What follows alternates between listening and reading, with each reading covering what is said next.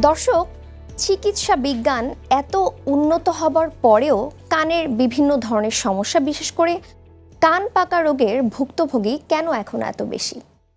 তার একটা মূল কারণ হচ্ছে এর মাঝে অধিকাংশই আশ্বস্ত হতে পারেন না বা জানেন না যে এই রোগের চিকিৎসা নেবার পরে সম্পূর্ণ সুস্থ হওয়া সম্ভব কিনা। এমনই দোটানায় ছিলেন নওগাঁর সাপাহারের জনাব রুবেল। দীর্ঘদিন ধরে কান থেকে পুঁজ পড়া, কানে শোষ শব্দ হওয়া এবং কানে কম শোনার সমস্যায় ভুগছিলেন। চিকিৎসার জন্য পাড়ি জমিয়েছিলেন দেশের বাইরেও। পরিশেষে ম্যালিয়া সিএনটি স্পেশালাইজড হসপিটালে কান পাকা রোগের আধুনিক চিকিৎসা নেবার পর তিনি কি সফলতার মুখ দেখেছিলেন? এরই প্রেক্ষিতে আজ আলোচনা করব কান পাকা রোগের আধুনিক চিকিৎসা নিয়ে। দর্শক, আমন্ত্রণ জানাচ্ছি জিটিভি আয়োজিত ম্যালিয়া CNT specialized hospital limited presents let's talk with doctor Basudeb health শোতে। সাথে আছি আমি ডক্টর মারজান।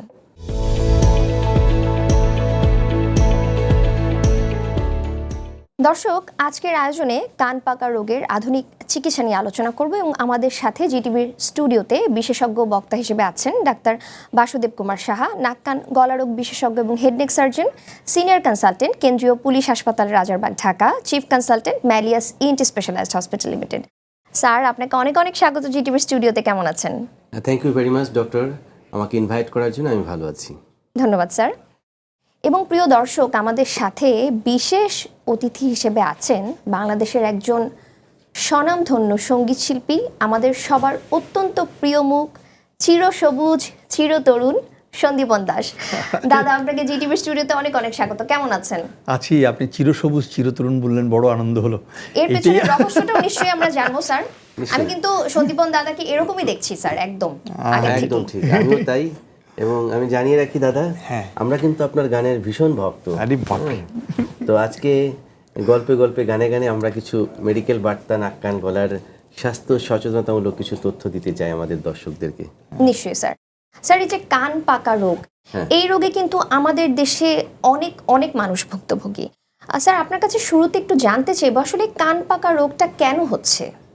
আচ্ছা, কান পাকা রোগ, এই শব্দটা শুনতেও খারাপ লাগে, কান আমার পেকে যায়। তো এরকম কোনো এক্সপিরিয়েন্স দাদা আপনার আছে কিনা? আমার তো সাংঘাতিক, মানে কি প্রতি বছর এই সময়টাতে আমার মানে এপ্রিল মে আমার কানে হঠাৎ করে দেখা যায় একটু মনে হয় লিকুইডের মতো মনে হয়। কেন হয় জানি না। এবং এটা আবার দেখি কিছুদিন পরে চলে যায়। হয়তো আমরা হয়তো কোনো তেলের মতো আমাকে কোনো ওষুধ দিল, একটা ড্রপ, নাকের ড্রপ দিল, সেটা চলে যায়। কিন্তু আবার দেখা যায় কি পরবর্তী বছর আবার হয় জিনিসগুলো। এবং মনে হয় যে কোথাও যেন কানের সাউন্ডের আওয়াজে কোথাও যেন একটু কমতি হচ্ছে, এ থেকে মনে হয় আর কি। আচ্ছা আচ্ছা, ডক্টর মারজান, খেয়াল করো, সন্দীপন দা কিন্তু রাইটলি মেনশন, অর্থাৎ তার যে কানের ভেতরে তেলের মতন কিছু একটা বের হচ্ছে এই কথাটা বললো। মাঝে মধ্যে কানের শ্রবণটাও কমে যাচ্ছে, একটু ব্যথা করে চুলকাচ্ছে, এই যে উপসর্গ দিল, এটাই মূলত একটি কান পাকা রোগের প্রাথমিক লক্ষণ। তাহলে সন্দীপন দা, একটু জানতে ইচ্ছে করছে যে কানটা কেন পাকলো, কোথায় বা পাকটা ধরছে, এবং পাকলে কোনটার ক্ষতি হয় এবং সেটা কিভাবে বা ঠিক করা উচিত, এটা একটু জানা উচিত না? নিশ্চয়ই sir. So my dear viewers, সেটাই আমি একটু জানাতে চাই। প্রথমে কানের ঠিক কোন জায়গাটায় ইনফেকশনটা হয় সেই লোকেশনটা একটু আপনাদেরকে জানাচ্ছি একটি ছবির মাধ্যমে, সঙ্গেই থাকুন। তো দাদা, খেয়াল করুন, এটা কিন্তু মানুষের কানের একটি গঠন। আমি একদম বাংলাতেই করে নিয়ে এসেছি, কারণ আমরা বাংলার মানুষ, বাংলাতে যাতে ভালো করে বুঝতে পারি। ডাক্তারদের এই কঠিন ভাষাগুলো হয়তো অনেকেই বুঝতে একটু কষ্ট হতে পারে। তো এই যে হচ্ছে মূলত কান, তো কানের এই পার্টটাই মূলত আমরা দেখি, দৃষ্টিগোচর হয়, কিন্তু কানের পুরা এরিয়া কিন্তু এখান থেকে শুরু করে এই পর্যন্ত, খেয়াল করুন। তার মানে কান কিন্তু বলা হয় হিউম্যান বডির the most complex organ. So that কানের তিনটি পার্ট থাকে। বহির্কর্ণ, এই যে কানের, এটাকে বলছি আমরা অরিকল, যেটা আমরা বাইরের থেকে দেখি, এবং তার সাথে যুক্ত আছে একটি নল, এটাকে বলছি আমরা কানের নল বা এক্সটার্নাল অডিটরি ক্যানেল। এই পর্যন্ত বলছি আমরা বহির্কর্ণ। এবং এই যে পর্দার থেকে শুরু করে এই পর্যন্ত, যে ককলিয়ার আগ পর্যন্ত, এটা হচ্ছে মধ্যকর্ণ। এবং এই পুরো যে মেশিনটা শামুকের খোলকের মতন দেখছেন, এটাকে বলা হয় অন্তঃকর্ণ। তাহলে এই যে বহির্কর্ণ এবং মধ্যকর্ণের মাঝখানে একটি দেয়াল আছে, এইটার নাম হচ্ছে কানের পর্দা। দাদা, কি খেয়াল করছেন? হ্যাঁ, মাই ডিয়ার ভিউয়ার্স, আপনারা নিশ্চয়ই খেয়াল করছেন, এটাই আমি ইন্ডিকেট করছি, কানের পর্দা। ঠিক পর্দার পিছনে তিনটি হাড় থাকে, এটা হচ্ছে ম্যালিয়াস, এই যে মাঝখানে ইনকাস, এবং পেছনে রয়েছে স্টেপিস। এই তিনটি হাড়ের সংযোগ রয়েছে আবার ককলিয়ার সাথে, সো দ্যাট প্রথমে শব্দটা গ্রহণ করে কান এই নল দিয়ে এই পর্দায় পৌঁছালো, পর্দাটা তখন ঠিক এভাবে দোল খাচ্ছে দাদা, ভেরি ইন্টারেস্টিং। এবং এই যে ওয়েভ বা শব্দ তরঙ্গ সেটা আবার এই তিনটি হাড়কে স্ট্রাইক করছে, হাড় তিনটি তখন আবার ঠিক অনুরূপভাবে এইভাবে নড়ছে, এটাকে একটা লিভার অ্যাকশন বলা হয়। এই অ্যাকশনের মাধ্যমে আলটিমেটলি একটি স্টিমুলেশন তৈরি হয় এই ককলিয়ায়। এই ককলিয়ার মধ্যে থাকে শ্রবণ কোষ, শ্রবণ কোষ থেকে তখন এক ধরনের কারেন্ট প্রডিউস হবে, বিদ্যুৎ তৈরি হবে, এবং সেটাকে আমরা বলছি অ্যাকশন পটেনশিয়াল। এই সিগন্যালটা তখন এখানে নার্ভ রয়েছে, এই যে ভেস্টিবুলো ককলিয়ার নার্ভ, এই ককলিয়ার নার্ভ দিয়ে সরাসরি আমাদের ব্রেনের অডিটরি সেন্টারে চলে যাচ্ছে। অডিটরি সেন্টারে যে সুইচ অন হওয়ার সঙ্গে সঙ্গে আমরা শুনছি। তাহলে এই শোনার মেইন কাজটা করছে ব্রেন, আর বাহক হিসেবে কাজ করছে এই পুরো ইয়ার অ্যাপারেটাস, মানে কানের এই যন্ত্রটা। এর মধ্যে মধ্যকর্ণের যে মোস্ট ইম্পর্ট্যান্ট ভাইব্রেটিং পার্ট হচ্ছে টিম্প্যানিক মেমব্রেন বা কানের পর্দা। সেই পর্দাতেই যখন ইনফেকশন পরবর্তী ছিদ্র হয়ে যায় তখনই কিন্তু কান দিয়ে পুষ্পানি ঝরবে, এবং সেই কন্ডিশনটাকে আমরা কান পাকা রোগ বলছি, এবং যেটার অরিজিন হচ্ছে মধ্যকর্ণ। অর্থাৎ এই যে মধ্যকর্ণ, এই যে একটি শেড আপনি দেখতে পাচ্ছেন, এটি অনেকটা ঘরের মতন, চারদিকে দেয়াল বিশিষ্ট, এবং এই যে তলদেশে একটি দরজার মতন রয়েছে। এই দরজার এটার নাম হচ্ছে ইউস্টিশিয়ান টিউব। এই দরজা দিয়ে কখনো কখনো অর্গানিজম ঢুকতে পারে, অথবা এই দরজা দিয়েও, এই যে নল দিয়েও কিন্তু যদি কোনো কারণে জীবাণু ঢুকতে পারে মধ্যকর্ণে।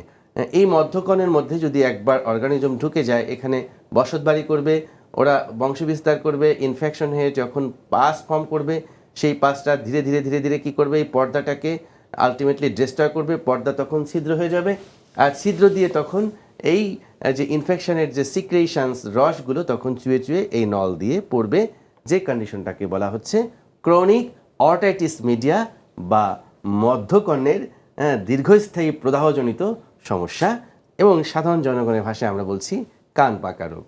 স্যার, এই যে আপনি যে আমাদেরকে সুন্দর করে মেকানিজমটা বোঝালেন, এবং দাদাও কিন্তু বলছিলেন তার কানেও কিছু কিছু সমস্যা হয়, তো তার সিমটমসগুলোর প্রেক্ষিতে আমরা একটু জানতে চাই আসলে আরও কোনো ধরনের সিমটমস দেখা যায় কিনা আসলে এই কান পাকা রোগ হলে? শুধু কি কান ভেজা মানেই কান পাকা রোগ?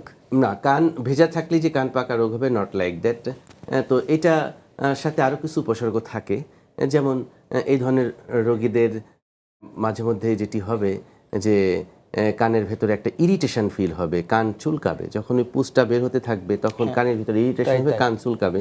এরপর কান ব্যথা করবে যখন অ্যাকুট ইনফেকশনটা হবে, অর্থাৎ জীবাণুরা যখন প্রথম মানে ইনফেকশন করছে অ্যাকুট তীব্র অবস্থায়, তখন কিন্তু কানের মধ্যে ব্যথা তৈরি হবে, কানটা ভার হয়ে যাবে, আটকা আটকা লাগবে। অনেকে বলে যে স্যার আমার কানে হাটকালি লেগে গেছে, এটা আসলে তাদের আঞ্চলিক ভাষায় বলছে। আবার কেউ বলছে তব্দ ধরে আছে, কেউ বলছে যে কানটা ধাপা ধরে আছে, কেউ বলছে কানে তালা লেগে গেছে। মানে আমাদের দেশের মানুষ যে যে অঞ্চলে থাকে সেই অঞ্চলের ভাষায় কিন্তু কথা বলে, কিন্তু মোদ্দা কথা হচ্ছে যে কানের ভিতরে যেহেতু অর্গানিজম ভরে আছে, স্বাভাবিকভাবে কানটা ভারী ভারী লাগবে, পুজ যখন ওটার ভেতরে থাকবে, এটি একটি ভারী ভারী লাগার বিষয়টাকে এইভাবে ব্যাখ্যা করে। এরপর হচ্ছে যে যেহেতু কানের শ্রবণ ক্ষমতাটা কিভাবে নিয়ন্ত্রিত হচ্ছে আমি বুঝালাম, যেহেতু মধ্যকর্ণের মধ্যে পর্দাটাই এখন আর কাজ করছে না, অসিকলসগুলো এখানে আস্তে আস্তে ইরোডেড হয়ে যাচ্ছে, কানের যে হাড়গুলো কিন্তু ডিস্ট্রয় হয়ে যাচ্ছে, তখন কিন্তু তার কন্ডাকটিভ টাইপ হিয়ারিং লস হতে পারে, অর্থাৎ তার শ্রবণটাকে ক্যারি করার যে অ্যাপারেটাস সেটাই যদি ধ্বংসপ্রাপ্ত হয় তাহলে তো সে ঠিক মতন শুনবে না, যার ফলশ্রুতিতে সে কিন্তু ধীরে ধীরে শ্রবণ ক্ষমতা হারিয়ে ফেলবে। এবং এ ধরনের রোগীদের একটা অ্যাবনর্মাল সাউন্ডও কিন্তু হতে পারে লেট স্টেজে, যে সেটাকে বলছি আমরা টিনিটাস, অর্থাৎ কানের মধ্যে একটা অস্বাভাবিক শব্দ, কারো শোষো ভোভো ঝিঝি টাইপের শব্দ কিন্তু হতে পারে। এই হচ্ছে কিছু উপসর্গ। এবং যদি এটা আনট্রিটেড অবস্থায় থাকে, দীর্ঘদিন ধরে এই সমস্যায় ভুগছে, অথচ সে চিকিৎসা নিচ্ছে না, হয়তো বা একটু কানে ড্রপ দিচ্ছে, অ্যান্টিবায়োটিক খাচ্ছে, ইনফেকশনটা কন্ট্রোলে আসছে, কিন্তু আবার কিছুদিন পর হয়ে গেল। এভাবে হতে হতে যখন আমি বললাম যে মধ্যকর্ণ থেকে যখন অর্গানিজম অন্তঃকর্ণের দিকে প্রবেশ করা শুরু করবে, এবং সেখানে যে ভাইটাল স্ট্রাকচারসগুলো আছে সেটাকে যদি ভেদ করে, এই কানের মেইন পার্টসগুলো কিন্তু মাথার খুলির মধ্যে। তো ব্রেনের পার্টের নাম হইতেছে মেনিনজেস, ব্রেনের কাভারিংস। সেই কাভারিংসে ইনফেকশন চলে গেলে সেটাকে আমরা বলছি মেনিনজাইটিস। মেনিনজাইটিস যদি হয়ে যায় তখন তীব্র কাঁপুনি দিয়ে জ্বর আসবে, রোগী মুহূর্তের মধ্যে আনকনশাস হয়ে যেতে পারে যদি আরও বেশি খারাপের দিকে যায়। পাশাপাশি ব্রেনের ভিতরে পুজ জমে অ্যাবসেস হয়ে যেতে পারে, সেটা কিন্তু লাইফ থ্রেটেনিং একটি কন্ডিশন। অনেক ক্ষেত্রে পেশেন্টের ফেশিয়াল নার্ভ পলসি হয়ে যেতে পারে, কারণ একটা গুরুত্বপূর্ণ নার্ভ আছে যেটা আমাদের ফেশিয়াল এক্সপ্রেশনে সহায়তা করে। আমরা এরকম অনেক রোগী পাই, কান ব্যথা হঠাৎ করে সে আমাদের কাছে আসলো, মুখ বাঁকা হয়ে গেছে। সো একটা ভেরি ডেঞ্জারাস সিচুয়েশন, চোখটা বন্ধ করতে পারছে না, মুখ বেঁকে যাচ্ছে। তো এভাবে করে যে কমপ্লিকেশনগুলো আছে সেই বিষয়গুলো কিন্তু রোগীরা জানছে না। অর্থাৎ কান পাকার যে প্রাথমিক উপসর্গের পর যদি এটা দীর্ঘদিন ধরে আনট্রিটেড অবস্থায় থাকে, সেখান থেকে কমপ্লিকেশন হিসেবে যে কত বড় জটিলতা আসতে পারে, ইভেন লাইফ থ্রেটেনিং একটি কন্ডিশনে চলে যেতে পারে বা মানুষের মৃত্যু পর্যন্ত ঘটতে পারে, সেটাই বা কয়জন জানে সন্দীপনদা? সাংঘাতিক কথা, মুখ বেঁকে যায়, এটা তো একটা সাংঘাতিক কথা বললেন যে এটা থেকে গিয়ে আরটা এটা কি মানে কি কেন হয় বিষয়টা, মুখ বেঁকার বিষয়টা কি? সন্দীপন দাদা, আপনার প্রশ্নের উত্তরটা আমরা নিশ্চয়ই নিব ছোট্ট একটি বিরতির পরে। প্রিয় দর্শক, ম্যালিয়া সিএনটি স্পেশালাইজড হসপিটাল লিমিটেডের সৌজন্যে দেখছেন let's talk with doctor Basudeb health show. ফিরছি ছোট্ট একটি বিরতির পরে, আমাদের সঙ্গেই থাকবেন।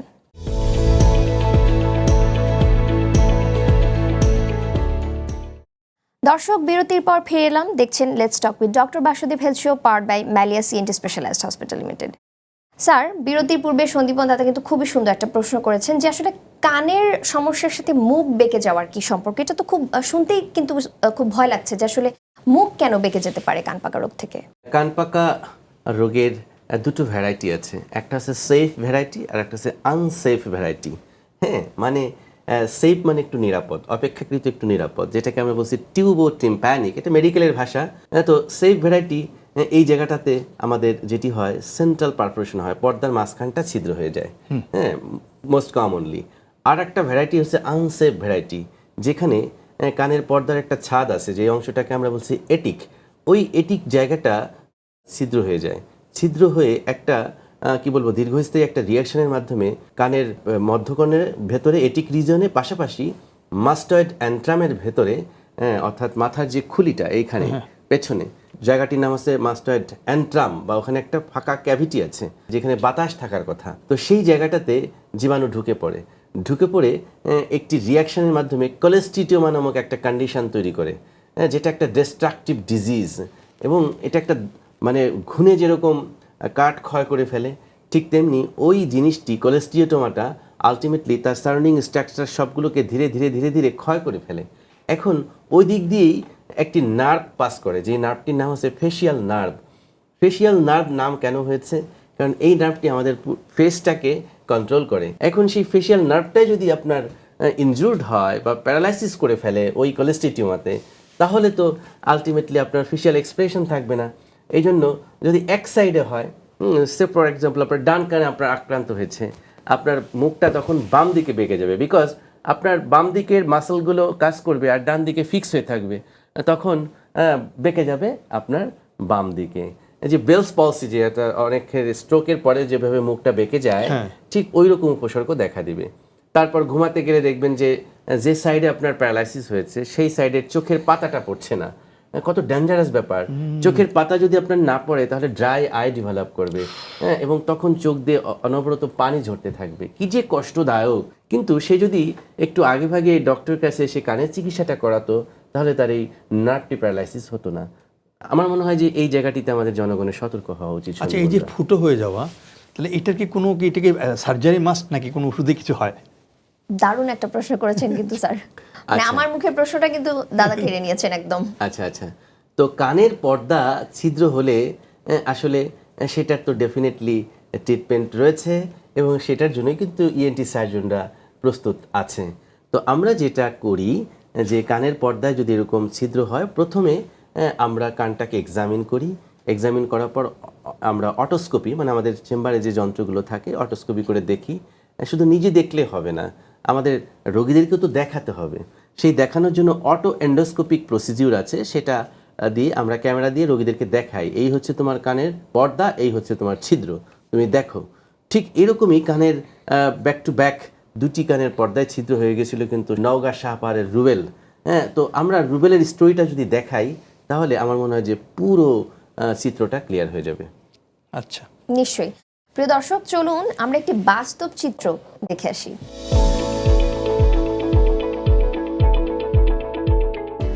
আমরা একটু আজকে জানতে চাই রুবেল যখন প্রথম আমার চেম্বারে আসে ওই সময় তার কি কি কষ্ট হতো?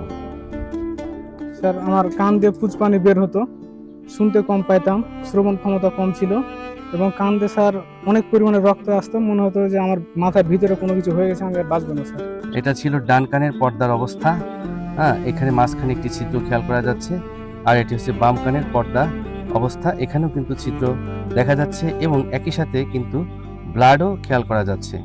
ও যে আমার কাছে কমপ্লেন্টটি করেছিল তার কানের মধ্য দিয়ে রক্তক্ষরণ হয়, তার কারণ হচ্ছিল যে এটিকে বলা হয় ক্রনিক অটাইটিস মিডিয়া। ডান কানে আমরা অপারেশন করেছিলাম গত 20শে ডিসেম্বর 2023।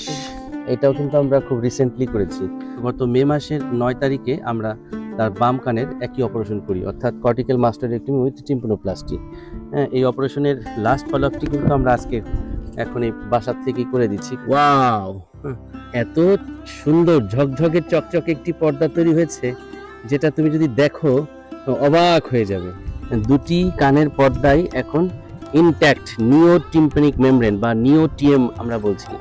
এই যে আমরা যে চিত্র দুটি দেখাচ্ছি, অপারেশনের আগে কিন্তু তার কানের পর্দায় ছিদ্র ছিল, অপারেশনের পরে এখন আর সেই ছিদ্রটি নেই। অপারেশনের আগে এবং পরে নিজের মধ্যে কি পরিবর্তন খেয়াল করা যায়?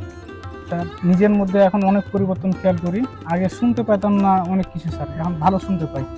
আচ্ছা আচ্ছা, আগে ঘরে যে ফ্যান চললে ফ্যানের আওয়াজ হয় ওটা শুনতে পেতাম না স্যার, তাই? আর এখন দুই কানে ভালো শুনতে পাই স্যার। মসজিদে আজান ঘরের থেকে শুনতে পাওয়া যায় এখন, আগে শুনতে পেতাম না।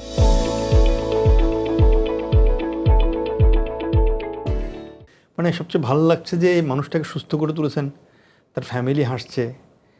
এই যে প্রাপ্তিটা জীবনে, এমন মনে হয় যে আমরা এত অর্থ যাই কিছু করি, এত সুনাম সব কিছুই করছি, কিন্তু এই যে মানুষটা ভালো হয়ে যাচ্ছে, এটা প্রাপ্তিটা অনেক বেশি, আমার মনে হয় জীবনে অনেক বড় প্রাপ্তি। আমি তো গান গাই, শো করতে যাবো কালকে, শো যে কোনো কারণে আমার ঠান্ডা জনিত হোক, যে কোনোভাবে গলাটা ব্লক হয়ে আছে, নিঃশ্বাসটা ঠিক মতো করতে পারছি না বলে ভোকাল থ্রু করতে গিয়ে দেখা ঠিকঠাক প্রজেকশন করতে পারছি না। ওই ক্ষেত্রে আমি যদি চাই স্টেজ ওঠার জন্য, প্রাথমিক আমার কি করলে আমি সাউন্ডটা মোটামুটি করে একটা প্রডিউস করতে পারি? দাদা, এটা শুধু আপনার প্রশ্ন না, আমার মনে হয় প্রত্যেকটি সঙ্গীত শিল্পীর মনের একটি প্রশ্ন, কিন্তু উত্তরটি দিব ছোট্ট একটি বিরতি পরে। আচ্ছা, প্রিয় দর্শক, ছোট্ট একটি বিরতি পর ফিরে আসি, আমাদের সঙ্গেই থাকুন।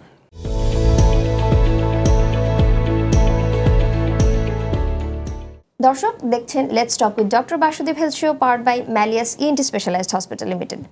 স্যার, যদিও আমরা আজকে কান পাকা রোগ নিয়ে আলোচনা করছি, তবে নাক কান গলা তিনটি তো আসলে একে অন্যের সাথে ওতপ্রোতভাবে জড়িত, এবং যেহেতু সন্দীপন দাদা একজন গানের জগতের মানুষ, তিনি আমাদেরকে বলছিলেন যে ঠান্ডা লেগে গেলে যে ভয়েসের একটা চেঞ্জ আসে, এটা ইনস্ট্যান্ট ঠিক করার আসলে উপায় কি? যদি টের পান যে আপনার কণ্ঠটার মধ্যে খুশখুশ করছে, definitely before going to the stage আপনাকে অবশ্যই অ্যান্টিহিস্টামিন খেতে হবে। অবশ্যই চিকিৎসকের পরামর্শ অনুযায়ী আপনাকে একটা কনসালটেশন নিয়ে নিতে হবে। আপনার যদি এরকম পরিচিত কোনো ইএনটি স্পেশালিস্ট থাকে, ওভার টেলিফোনে তার কাছ থেকে জেনে নিন। যেমন আপনি আমাকে ফোন দেন যে দাদা আমার কিন্তু আগামীকাল একটা শো আছে, আমার তো কণ্ঠের এই অবস্থা, কি করব? আপনি দেখবেন যে আমরা আপনাকে একটা চমৎকার মেডিকেশন দিয়ে দিব। সেই মেডিকেশনের মধ্যে আমরা অ্যান্টিহিস্টামিন দিই, একটা অ্যান্টিবায়োটিক কাভারেজ স্টার্ট করে দিই, কখনো কখনো স্টেরয়েড তাৎক্ষণিকভাবে কাজ করে, ইনফ্লামেশনটাকে কমায়। একটা নেজাল ডিকনসিস্টেন্ট আমরা দিতে পারি, নাকের ড্রপ, যেটা আপনার নাকের ওই মাংসগুলোকে তাৎক্ষণিকভাবে চাপিয়ে দিবে। আপনি যখন ধরুন স্টেজে আধা ঘন্টা আছেন, এই 30 মিনিটের জন্য আপনার নাকটা একদম খোলা থাকবে। এরপর আপনার ইউস্টেশন টিউব ব্লক আছে, সেটার জন্য আমরা একটু ভালসাল বা মেনুভার একটা ব্যায়াম আছে, সেই ব্যায়ামটা আপনাকে শিখিয়ে দিলাম, সেটা আপনি একটু করলেন, ড্রপটা দিলেন, ইউস্টেশন টিউবটাও অনেকটা ফ্রি হয়ে গেল। একটু কুসুম গরম পানিতে একটু গার্গলিং করলে আপনি মঞ্চে যখন যাবেন দেখবেন যে একদম তরতাজা হয়ে গেছে আপনার কণ্ঠটা। সেটাই আমাদের টিপস অ্যান্ড ট্রিক্স দাদা। অসংখ্য ধন্যবাদ স্যার। বরাবরের মতোই আপনার কাছে আজকে আমরা অনেক গুরুত্বপূর্ণ কিছু তথ্য পেলাম। আপনার ব্যস্ততার মাঝেও আজকে সময় দিয়েছেন, তার জন্য আমরা ভীষণ কৃতজ্ঞ। Thank you very much. এবং সন্দীপন দাদা, আপনার গণ্ডির বাইরে একটু ভিন্ন ধর্মী একটা আলোচনায় আজকে আপনাকে আমরা পেয়েছি, আমরা তো ভীষণ আনন্দিত। আশা করি আপনি এনজয় করেছেন। আমি মনে করি যে টোটাল বিষয়টা আমাদের গানের সঙ্গে যুক্ত, এবং সবচেয়ে আনন্দ লাগছে যে আজকে ডক্টর বাসুদেব সাহা এত সুন্দর হাসি, মানে আমার কাছে মনে হচ্ছে একদম মানে প্রাণবন্ত একটা মানুষ। এই মানুষের সাথে পরিচয় হলো, এবং আমি মনে করি আমার সামনে যে চলার পথে ওনার কাছ থেকে সাংঘাতিক রকম আমি হয়তো উপকৃত হব। দাদা, বাসুদেব স্যার কিন্তু একজন দক্ষ সার্জন, দক্ষ চিকিৎসক হবার পাশাপাশি খুব ভালো গানও করেন। তাই নাকি? বাহ, এটা কিন্তু একটা চমক, এবং আমি তো খুব করে চাইছি যে আজকে একটা ডুয়েট হোক, তবে কোন গান সেটা একটু স্যারের কাছ থেকে জানতে চাইবো। সোনা বন্ধু তুই আমার এটা আমাদের সবার প্রিয় গান। হয়তোবা মুখটার সময় আমি আপনাকে একটু অ্যাসিস্ট করতে পারি। দর্শক, কান পাকা রোগের উপসর্গগুলো আপাত দৃষ্টিতে সামান্য মনে হলেও এর পেছনে লুকিয়ে থাকে মারাত্মক জটিলতা। তবে সচেতনতা পারে এই জটিলতা থেকে মুক্তি দিতে। শুধু নিজে সচেতন হলে হবে না, চারপাশের মানুষজনকেও সচেতন করতে হবে। প্রিয় দর্শক, নাক কান গলার যে কোনো সমস্যার সমাধান জানতে আমাদেরকে ফোন করতে পারেন 01409977862 এই নাম্বারে, অথবা চিঠি পাঠাতে পারেন ম্যালিয়া সিএনটি স্পেশালাইজড হসপিটাল, 24/1 শান টাওয়ার, শান্তিনগর, ঢাকা এই ঠিকানায়। আগামীতে নাক কান গলার আরও কোনো সমস্যা এবং তার সমাধান নিয়ে আপনাদের মাঝে চলে আসবো। ততদিন পর্যন্ত সবাই ভালো থাকুন, সুস্থ থাকুন, জিটিভির সঙ্গেই থাকুন।